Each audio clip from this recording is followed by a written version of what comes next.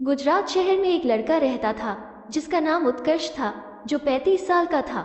उसने सोचा कि मैं अपने परिवार के साथ पिकनिक के लिए देहरादून जाऊं, जहां उसने 6-7 दिन अपने परिवार के साथ बिताए।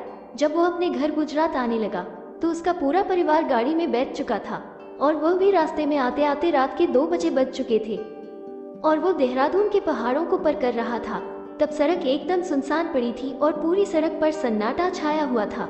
अचानक उत्कर्ष की गाड़ी के आगे एक औरत दिखाई दी, जिसके काले घने लंबे बाल और सफेद रंग की साड़ी पहनी हुई थी और वो दूर से ही हाथ हिलाकर गाड़ी को रुकने का इशारा कर रही थी।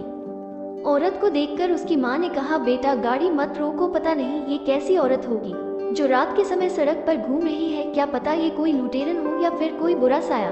तब तक गाड़ी उस औरत के पास में पहुंच गई और जोर जोर से गाड़ी का दरवाजा पीटने लगी। उसको देखकर ऐसा लग रहा था कि मानो या बहुत मुसीबत में फंसी हो। उत्कर्ष की माँ ने बोला, गाड़ी का दरवाजा मत खोलो, लेकिन उत्कर्ष ने बोला कि यह औरत किसी बड़े घर की और शरीफ दिख रही है और लगातार रोए जा रही है, एक बार इससे बात कर लेता हूँ। और उसने गाड़ी का दरवाजा खोलकर पूछा, क्या बात है और आपको कहाँ तक जाना है, आप क्यों रो रही हो।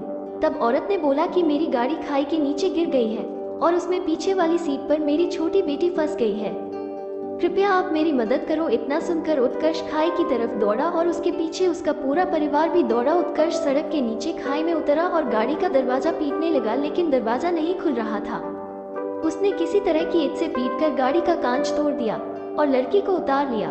वो लड़की लगातार रोए जा रही थी। मैंने बोला, बेटा तुम्हारी मम्मी पीछे ही खड़ी है, अपनी मम्मी के पास जाओ। तब भी वो लड़की मम्मी मम्मी बोले जा रही थी।